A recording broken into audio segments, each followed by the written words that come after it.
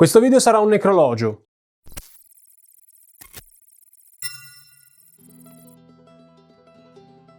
Quando parliamo di Paesi Baschi, in lingua locale Euskadi, non dobbiamo confonderli con il Paese Basco, l'Euskal Herria. Il Paese Basco è la regione geografica nella sua interezza e coinvolge due nazioni, la Spagna e la Francia. I Paesi Baschi sono solo una parte del Paese Basco. E già da qui specifichiamo meglio. Affacciato sul Golfo di Biscaglia, con una superficie di oltre 200.000 km², il Paese Basco abbraccia un territorio a cavallo della catena montuosa dei Pirenei ed è composto da 7 regioni accomunate dal fatto di parlare la stessa lingua, vale a dire il basco. Lingua non legata in alcun modo all'indoeuropeo e completamente isolata rispetto alle altre lingue del continente. Kaisho e Gunon ez dutulerzen escaricasco. Come vedete siamo distanti anni luce dalle lingue romanze, come ad esempio lo spagnolo e il francese. Già solo il fatto di avere una lingua, una cultura propria, di origine incerta e antichissima, separata dal resto dei paesi circostanti, tutto questo ha contribuito tantissimo a preservare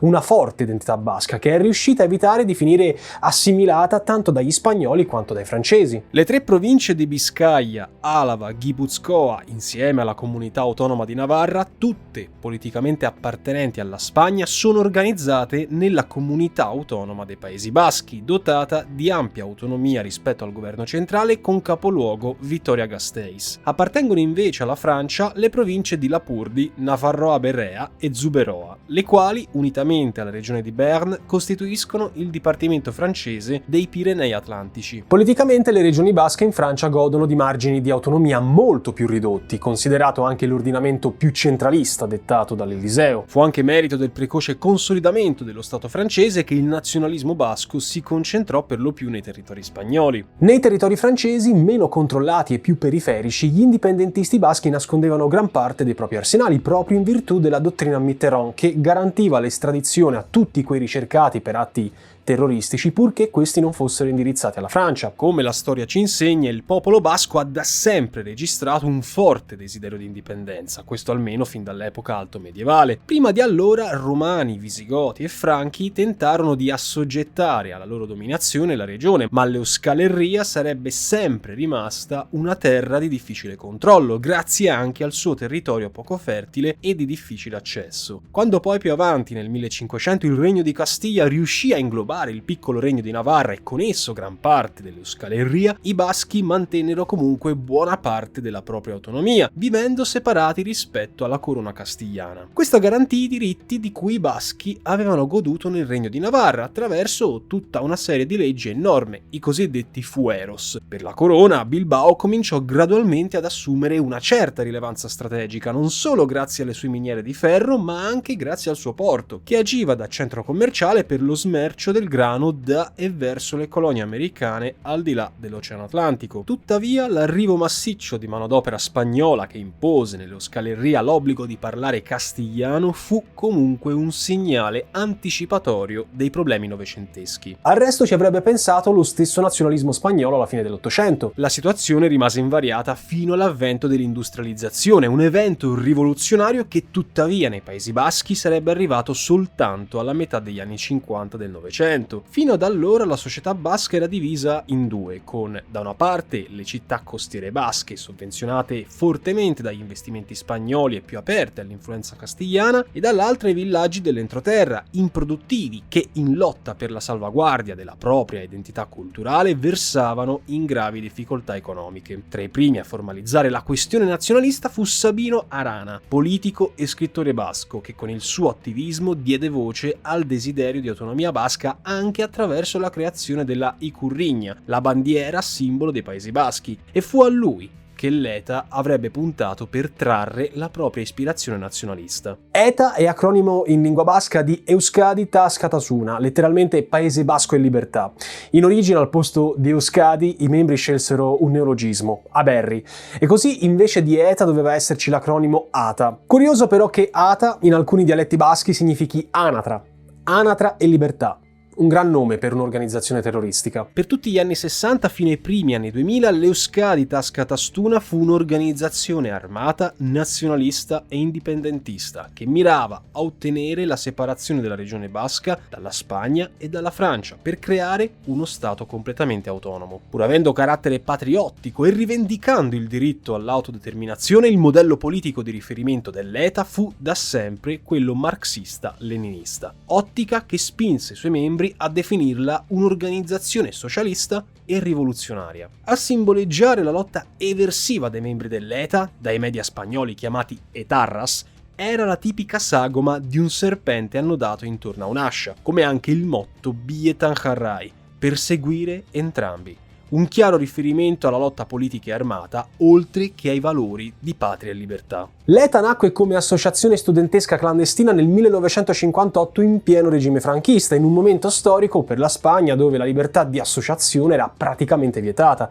Questo ha fatto sì che l'ETA fosse una delle organizzazioni terroristiche più antiche al mondo, da mettere nel curriculum. Sotto Francisco Franco, qualsiasi forma di dissenso politica veniva filtrata dai tribunali militari speciali, i quali giudicavano o con la pena capitale o con l'ergastolo chiunque fosse accusato di quella che all'epoca veniva definita la Trinità: comunismo, terrorismo e banditismo. Fu proprio questo aspetto repressivo, specie durante la guerra civile spagnola, che l'ETA, almeno fino alla morte del caudillo, sarebbe stata considerata dall'opinione pubblica, così come da buona parte degli osservatori stranieri, come un movimento di resistenza contro la dittatura franchista, tanto che nel 1970, per effetto delle pressioni internazionali tra cui quelle di Paolo VI, Franco si trovò costretto a graziare 6 membri dell'organizzazione condannati a morte dal tribunale speciale. Franco considerava i baschi come un pericolo da sradicare e vietò loro qualsiasi tipo di formazione politica e associativa, stroncandone l'utilizzo della lingua basca nel pubblico. In questa prima fase, prima degli anni 70, l'ETA cominciò a lottare per la sopravvivenza, a muoversi per scardinare il regime franchista. Il primo attentato riconducibile all'ETA si verificò il 7 giugno 1968, quando si tentò di provocare il deragliamento di un treno sul quale viaggiava un gruppo di ex falangisti di Franco, di ritorno da una manifestazione per celebrare la vittoria durante la guerra civile. Il successivo 2 agosto la stessa sorte toccò a Melitón Manzanas, dirigente della Brigada Social, vale a dire la polizia politica franchista di Guipúzcoa. La triste sorte di Manzanas avrebbe generato una gravissima crisi nel paese. Fatto fuori Manzanas, Franco si vide infatti costretto a dichiarare lo stato d'emergenza nell'intera provincia di Guipúzcoa, esacerbando le misure di repressione e dando vita a proteste in tutta la Spagna. In ciò i baschi dimostrarono una capacità di resistenza incredibile, sopravvissero non solo al regime di Franco, ma lo misero persino in difficoltà. 2 anni dopo l'attacco a Manzanas e dopo aver catturato i 6 guerriglieri dell'ETA, Franco imbastì un processo farsa nella città di Burgos. Farsa per il semplice fatto che in esso non era prevista presunzione di innocenza. Ma guarda un po', Franco non era garantista, ma chi lo avrebbe mai detto? Ricordate quando parlavo dell'IRA in Irlanda? Ecco, in questo caso, davanti al giustizialismo di Franco, l'ETA si arrabbiò davvero. Mai non ci avrete! Mai capito? Mai non ci... Forse... Il 1 dicembre 1970, proprio a ridosso dell'inizio del processo di Burgos, l'ETA sequestrò il console tedesco di San Sebastián, Eugen Beil, come arma di ricatto verso il governo, in modo da usarlo come pedina di scambio, ma anche per focalizzare l'attenzione internazionale su di sé. Alla fine, in cambio della pena commutata in ergastolo per i 6 carcerati, il tutto si risolse con la sua liberazione. L'attacco dell'ETA più famoso rimase comunque quello del 20 dicembre 1973. La cosiddetta Operación Ogro, come venne ribattezzata dai media, dove venne fatta saltare con una grossa carica esplosiva di 100 kg collocata in una galleria del centro di Madrid la macchina dell'ammiraglio Luis Carrero Blanco, capo del governo e da molti indicati come il successore di Francisco Franco, del quale era stato per molti anni uno dei più stretti collaboratori. L'esplosione fu talmente potente da sbalzare il veicolo a oltre 30 metri di altezza, facendolo atterrare su un edificio di 5 piani. Per quanto scenografico, quell'attacco fu soltanto il battesimo del fuoco della seconda fase dell'ETA, una fase di attacco spregiudicato che sarebbe durata fino ai primi anni 80. Settembre 1974. Esplosione nella caffetteria Rolando di Madrid, 12 vittime. Dicembre dello stesso anno, Banco di Bilbao, Un comando dell'ETA si intrufola nella banca e ruba 6 milioni di peseta, ad oggi quasi 1 milione di euro. 1976, San Sebastián, stavolta ad essere vittima il consigliere del regno Juan María de Araluce y Villar. 1977, Guernica, il presidente dell'Assemblea provinciale di Biscaya, Guillermo Barrenechea, viene assassinato insieme alla sua scorta personale. Tutto questo intensificarsi di attacchi non fu affatto casuale. Fu infatti la morte di Franco nel novembre del 75 a dare un impulso decisivo alle attività eversive dell'ETA, che approfittò della transizione di potere avviata dal re Juan Carlos. Già, Juan Carlos, l'evasore fiscale fuggito negli Emirati Arabi poco più di un anno fa, quel Juan Carlos.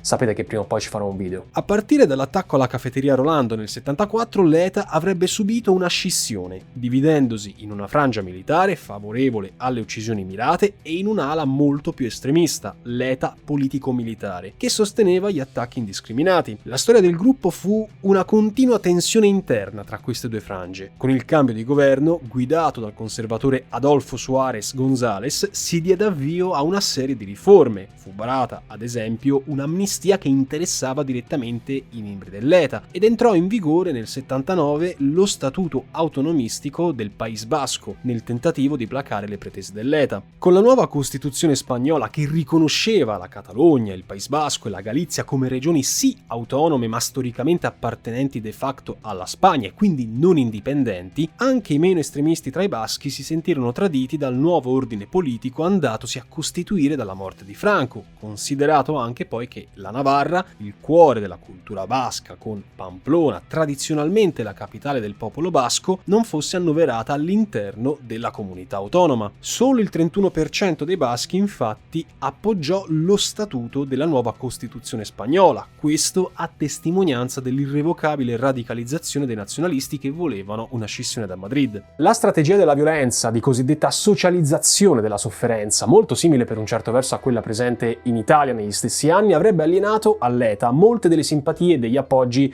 guadagnati durante il regime franchista. Come giustificazione del loro fallito tentativo di rovesciare il governo González, i golpisti della Guardia Civil, guidata dal generale Milans del Bosch e dal colonnello Molina, sfruttarono gli attentati dell'ETA per farne un pretesto da sfruttare nei consensi pubblici, in previsione del colpo di Stato del 1981. Quel tentativo di golpe fu comunque sintomo di un malessere di tutta la Spagna, una Spagna che per i successivi decenni sarebbe stata travolta nella sua interezza da una lunga scia di morte e violenze.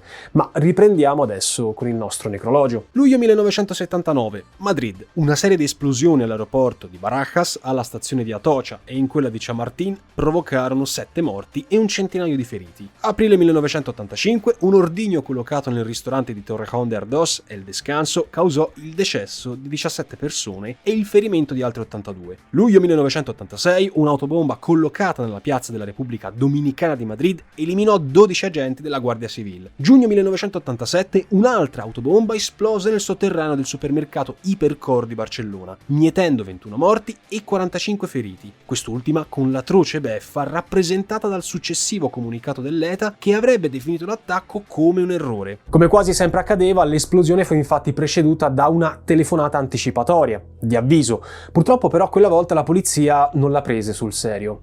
Ma la scia di devastazione non finì con quell'attentato. Dicembre 1987, Saragozza, l'ETA abbatte 11 persone davanti al palazzo della Guardia Civil. In totale le vittime dell'ETA sarebbero ammontate a più di 800. Un quarto delle quali membri della Guardia Civile, il cui ruolo era essenzialmente quello di repressione e controllo delle frontiere. Ma tra gli obiettivi preferiti del gruppo c'erano gli agenti dell'Ertzaintza, la polizia basca. Il motivo era semplice: essendo poliziotti baschi, l'ETA mal sopportava che questi stessero dalla parte degli spagnoli e quindi li vedevano come dei traditori. La Spagna intera era in subbuglio.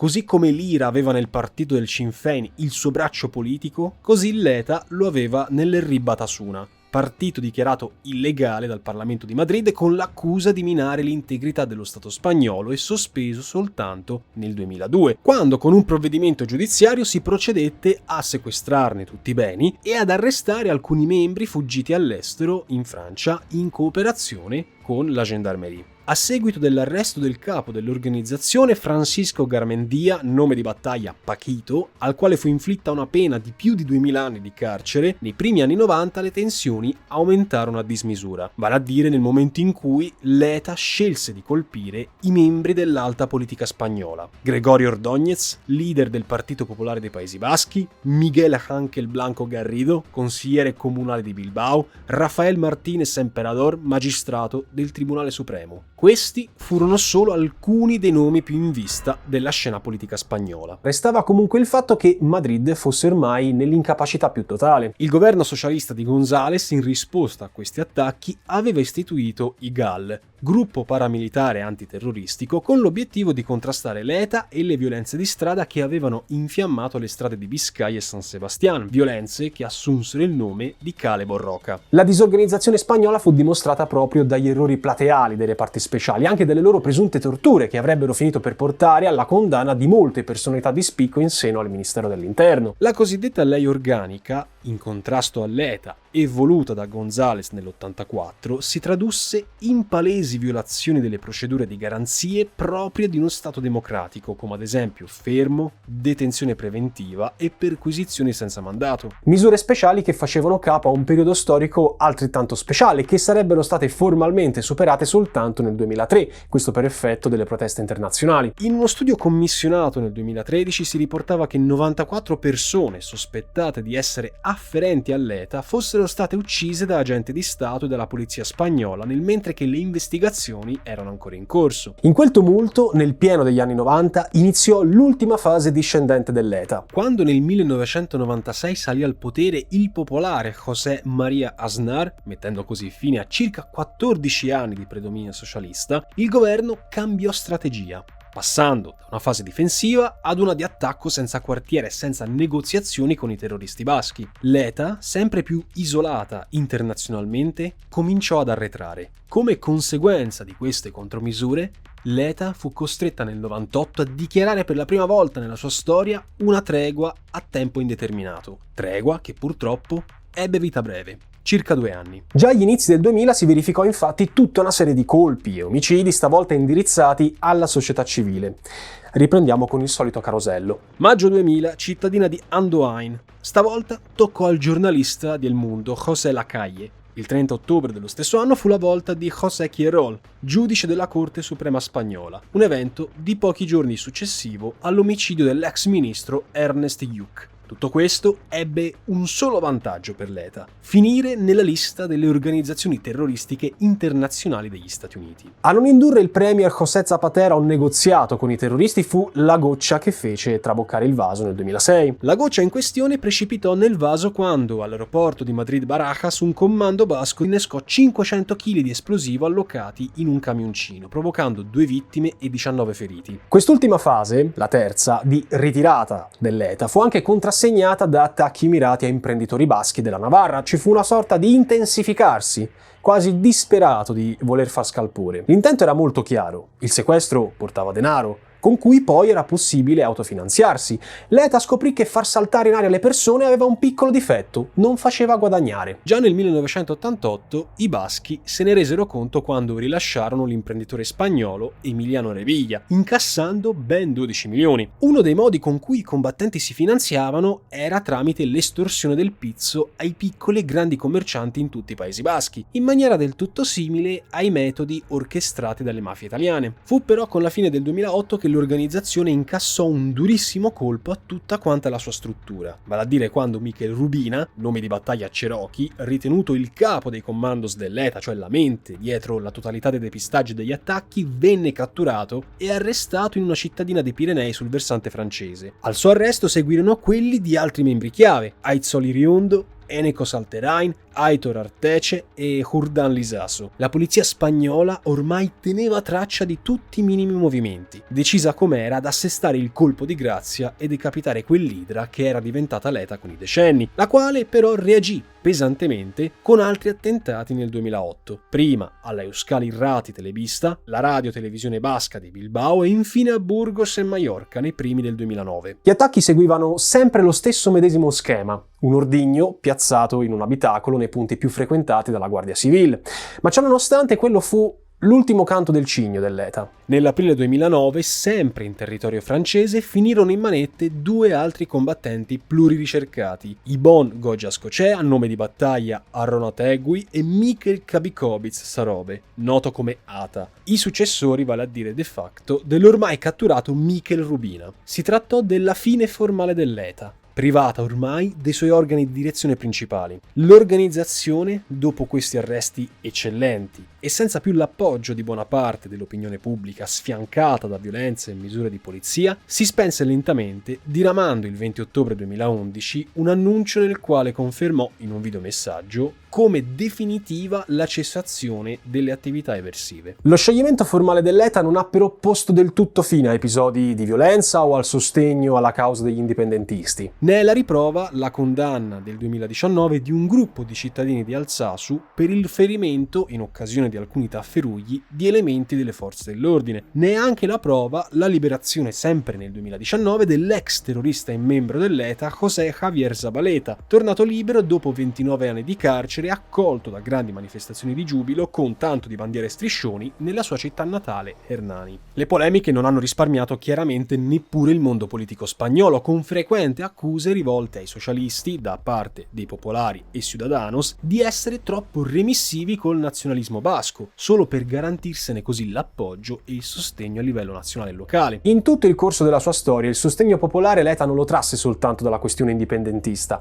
La società basca era, e anche oggi è, una società ben ramificata, ed era cosa molto comune conoscere più o meno indirettamente uno o più membri del gruppo. L'esempio di Eñaut Zubicara Igogni, ex portiere della Real Sociedad, il cui padre era stato incarcerato per appartenenza all'ETA, è un esempio molto significativo in tal senso. Ad oggi, secondo i sondaggi, il 64% dei baschi affermerebbe di non rispecchiarsi nella visione politica dell'ETA, mentre appena il 10% ne approverebbe parzialmente gli obiettivi ma non i mezzi con cui perseguirli. Invece soltanto l'1% ne giustificherebbe in tutto e per tutto le azioni. In tempi ancora più recenti, in vista dell'approvazione della manovra di bilancio del 2021, l'esecutivo spagnolo guidato dal socialista Pedro Sánchez ha ricevuto per la prima sorprendente volta il voto favorevole di Bildu, il partito della sinistra indipendentista basca, un gesto interpretato da alcuni come un segnale importante di definitiva riconciliazione, un gesto invece interpretato da altri, in particolare le destre, come un segno di debolezza del governo, considerato il passato terrorista dell'ETA. Allo stato attuale i Paesi Baschi sono la comunità autonoma con il più alto livello di benessere del paese. La rinuncia alla lotta armata ha portato con sé nuovi investimenti e capitali in tutta quanta la regione, un segno del fatto che, qualora non minacciato da posizioni radicali, lo Stato spagnolo è comunque capace di dare, non soltanto di ricevere. Il futuro dei Paesi Baschi è come quello dell'Irlanda del Nord. Certo, forse meno oscuro e meno nebbioso. In Spagna non c'è un fenomeno come Brexit.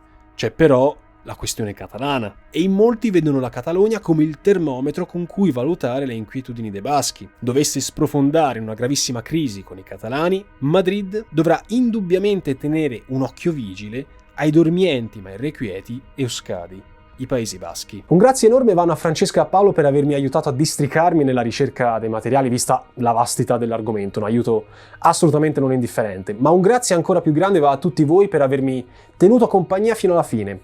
Da questo video non ci guadagnerò un centesimo bucato, YouTube me lo demonetizzerà per via dell'argomento abbastanza scottante, ma se posso continuare a dedicare 70-80 ore del mio tempo settimanale per fare video di questo genere è soltanto merito di chi mi sostiene mensilmente, mecenati su Patreon, su YouTube, donatori su PayPal. Tutti voi siete la quercia che sorregge questo canale divulgativo. Grazie. La questione basca era il secondo video dell'aprile Patreon ed è merito di Alessio, un mio caro mecenate, se oggi abbiamo avuto modo di parlarne. La prossima settimana parleremo di Crimea e successivamente di Cina. A presto, per Aspera ad Astra.